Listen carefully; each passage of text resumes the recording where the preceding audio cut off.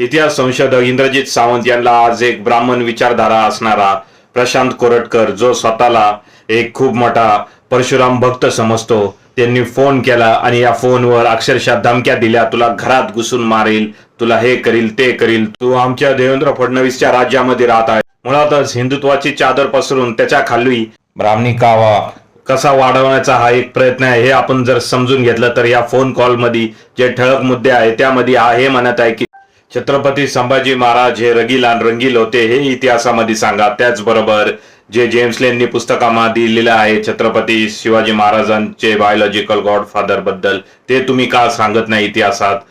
पुढे जाऊन येणे अशी ही गरज ओकली की बाजी प्रभू देशपांडे नसते तर छत्रपती शिवाजी महाराज हे जिवंतच नसते राहिले आणि तुमचे महाराज हे पळून गेले, असा हा निर्लज्ज व गलिच्छ मनोवृत्तीचा हा मनोवादी जो हा प्रशांत कोरटकर नावाचा माणूस आहे, नीच प्रवृत्ती आहे.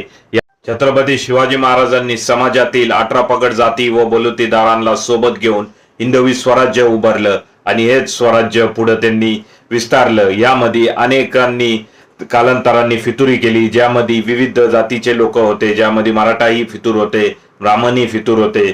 परंतु कोणत्याही इतर जातीतील लोकांनी ज्यांनी फितुरी केली त्यांच्या वंशजांनी कधीही महाराजांवर टीका टिप्पणी केली नाही. परंतु जे अनाजी पंथाचे पिलावळ आहेत तेच हे आजही असे गरार वोकत आहेत छत्रपती शिवाजी महाराज व छत्रपती संभाजी महाराज यांच्याबद्दल. आणि अशा या प्रवृत्तींना ठेचलंच पाहिजे, लाथडलंच पाहिजे.